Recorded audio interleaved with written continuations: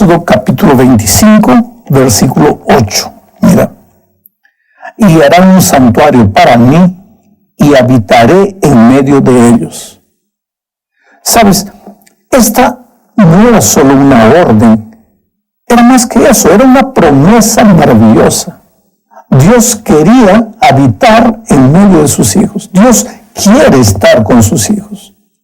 Él jamás quiso estar lejos de los seres humanos. Fuimos nosotros los que nos apartamos de Dios, pero el Señor siempre estuvo buscándonos.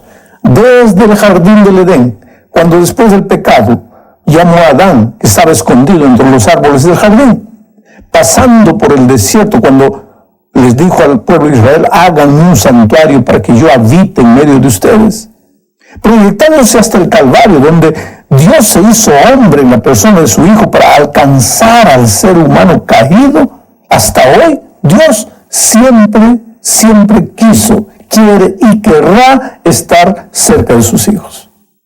¿Por qué? Porque tú eres lo más precioso que Él tiene. Imagina la escena del desierto. Dios, que había tenido poder para crear al ser humano, que había demostrado su poder a librar con mano fuerte a su pueblo de la esclavitud. Te pregunto, ¿no tendría también poder para construirse un templo? Claro que sí, pero no lo hizo. Le dijo al pueblo, háganme un santuario. ¿Por qué? Porque la verdadera adoración no puede ser forzada, es un acto voluntario de un corazón agradecido. Pero cuando adoras de ese modo, el Señor entonces promete que estará en medio de ti, entre sus hijos, entre su pueblo amado. La expresión habitaré en hebreo significa literalmente me sentaré. Esto expresa un sentido de familiaridad, ¿sabes? Amor, respeto. Como cuando el padre se sienta a la mesa y todos los hijos se sientan alrededor para comer juntos el pan de la bendición. Solo que Dios no necesita de un santuario para estar cerca de ti. Cuando no hay ocasión para que estés en un santuario, en cualquier momento, bajo cualquier circunstancia, Dios no te abandona jamás. Puedes no verlo, pero su mano poderosa está contigo, listo para protegerte y defenderte de los enemigos gratuitos que muchas veces aparecen en la carretera de esta vida. Yo te pregunto, ¿te sientes solo en este momento? ¿Las personas en las que más confiaste te abandonaron? Entonces, hazle un santuario a Dios en tu corazón y clama por la presencia divina. Dios siempre habita en los corazones que están contritos, en los corazones deseosos de su presencia. La segunda parte de la lección tiene que ver con la actitud del adorador. Como ya lo dijimos, el Señor podría haber construido un santuario para sí, sin la participación humana, o por lo menos podría haber provisto los materiales para que ellos hiciesen el edificio, pero no lo hizo. Porque no existe adoración unilateral, y principalmente porque no existe verdadera adoración sin una actitud correcta del corazón del adorador. Por eso, veamos dos versículos que quiero leer. El primero es Éxodo 35:5. Dice así: tomad de entre vosotros ofrenda para Jehová. Todo generoso de corazón la traerá a Jehová, oro, plata, bronce. Ahora, el segundo texto está en Éxodo capítulo 35, versículo 21. Dice: y vino todo varón a quien su corazón estimuló, y todo aquel a quien su espíritu le dio voluntad, como ofrenda a Jehová para la obra del tabernáculo de reunión y para toda su obra y para las sagradas vestiduras. Ahora, percibe en estos versículos las expresiones, entre aspas, entre comillas, generoso de corazón, a quien su corazón estimuló, a quien su espíritu le dio voluntad. Estas tres expresiones describen la actitud del corazón de los adoradores de Israel cuando recibieron la orden, que era también una promesa de construir un santuario para Dios. El corazón de ellos estaba presente en lo que hicieron porque quisieron, se comprometieron no solo con sus bienes, sino con sus emociones. Lo hicieron de corazón porque lo que estaban haciendo, lo estaban haciendo para Dios. Y aquí vemos un tercer elemento de la adoración verdadera: los diezmos y las ofrendas. Generalmente cuando hablamos de adoración, imaginamos un grupo de personas levantando las manos al cielo, cantando, orando y escuchando la palabra de Dios. Pero la verdadera adoración incluye también la entrega de las ofrendas de gratitud y de la devolución de los diezmos. No es una ofrenda para comprar el favor o las bendiciones divinas, no, sino es la expresión de un corazón agradecido por las cosas maravillosas que Dios hizo en nuestro favor. Y mira, la pobreza o la situación financiera delicada por la que estamos atravesando no es disculpa para olvidar este aspecto de la adoración. La ofrenda de la viuda registrada en las palabras de Jesús es una prueba de eso. Ella llevó lo que tenía, la moneda más pequeña, pero estaba dando todo lo que tenía. Ya los fariseos daban ofrendas grandes, voluminosas, pero les quedaba mucho más en el bolsillo. Lo que el Señor estaba diciendo es que lo que importa no es la cantidad de lo que das, sino la actitud de tu corazón.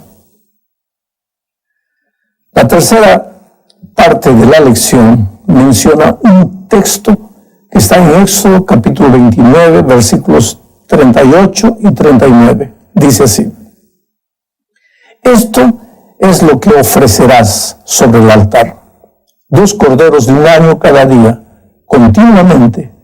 Ofrecerá uno de los corderos por la mañana y el otro cordero ofrecerás a la caída de la tarde.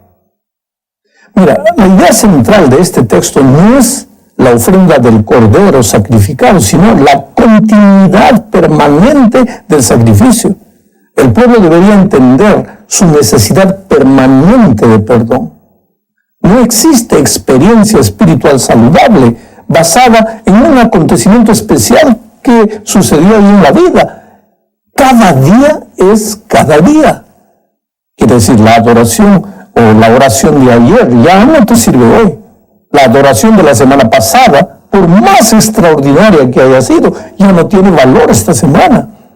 No existe la idea de una vez salvo, para siempre salvo, sino una vez salvo, todos los días salvo, cada minuto salvo.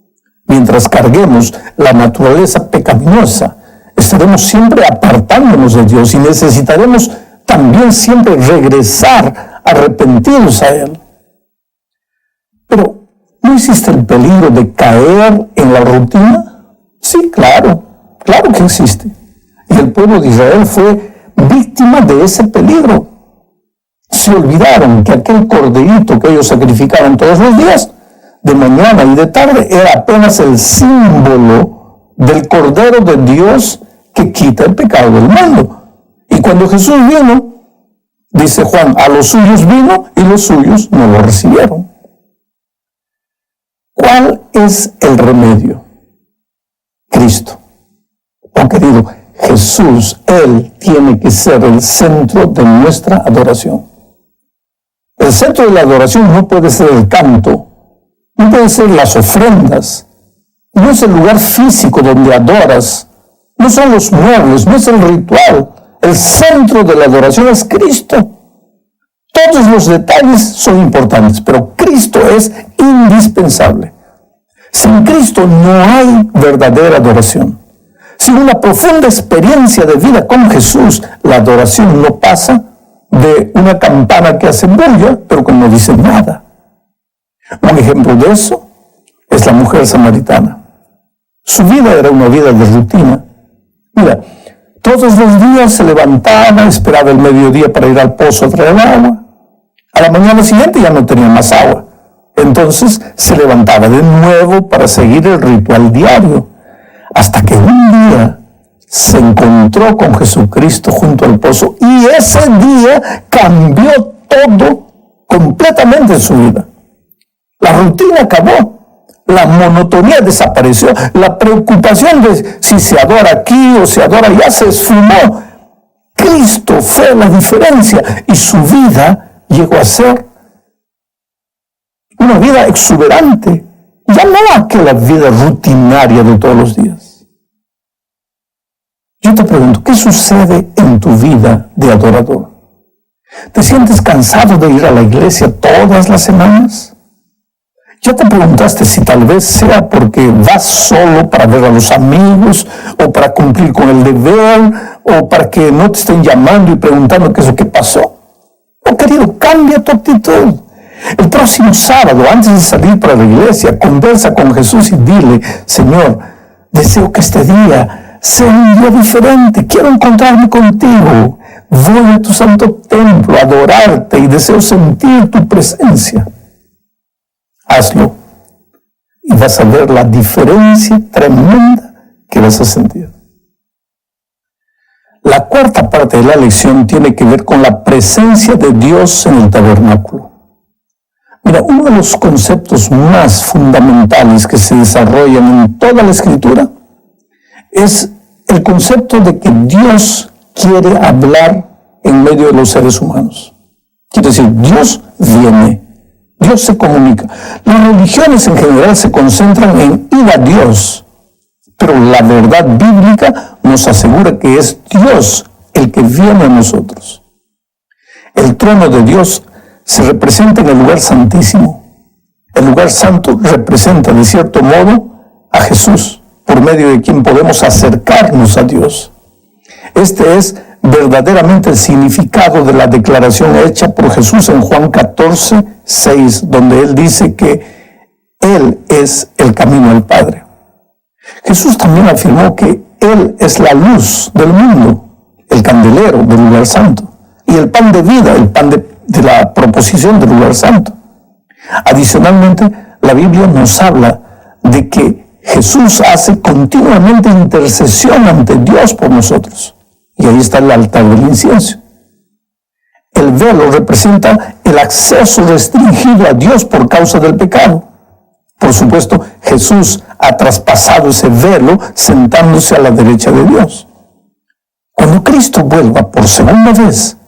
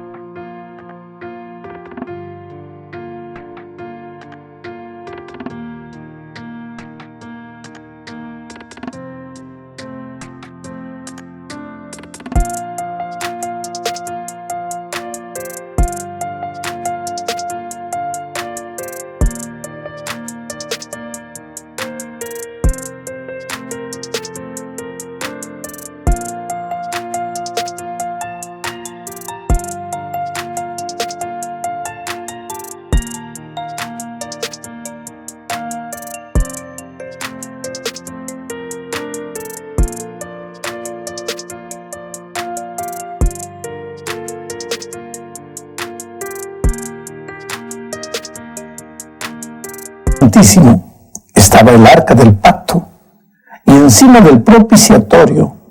Ahora, mira lo que dice Éxodo capítulo 25, versículo 22. Allí me manifestaré a ti y hablaré contigo desde encima del propiciatorio, de entre los dos querubines que están sobre el arca del testimonio. Todo lo que yo te mande para los hijos de Israel. Dios es un Dios que se comunica. Él no guarda silencio.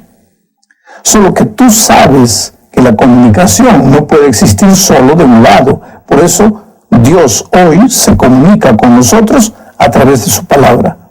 Y nosotros nos comunicamos con Él mediante la oración.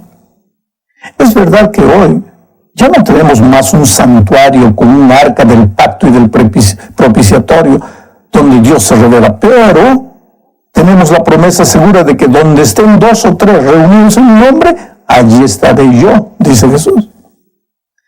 Por eso, querido amigo, no te sientas jamás solo. Es verdad que a veces los golpes de la vida son tan fuertes que no te permiten ver a Dios. Cuando un ser querido muere, por ejemplo, cuando la persona amada te dice que el amor se acabó, cuando tu vida financiera está hecha a pedazos, cuando no sientes que ya no tienes más fuerzas para resistir, en esos momentos deja que Jesús enjugue tus lágrimas y te cure. Él tiene poder curador. Nada está perdido cuando estás en la presencia de Jesús. Solo tienes que tener la seguridad de que Jesús está presente, y eso va a depender mucho de tu actitud de adorador, tu actitud humilde. Llegamos a la última parte de la lección, hablando del regocijo en la presencia de Dios. ¿Alguna vez, por esas cosas de la vida, estuviste sin hablar por mucho tiempo con una persona querida? Quiere decir, discutiste con esa persona, con alguien.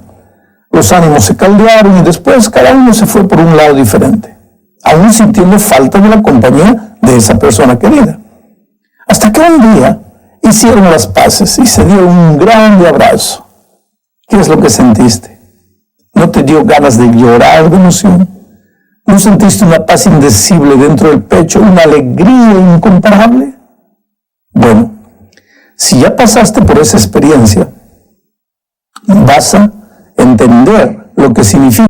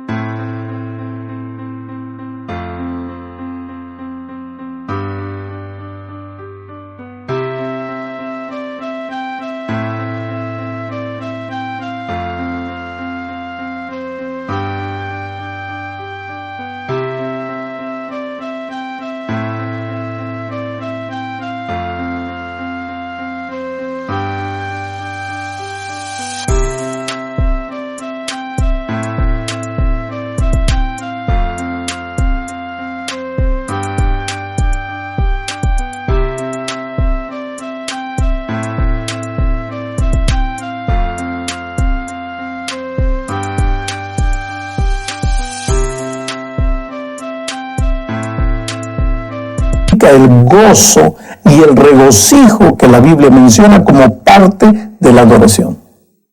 ¿Sabes? Hay mucho malentendido con relación a este asunto del regocijo de la adoración.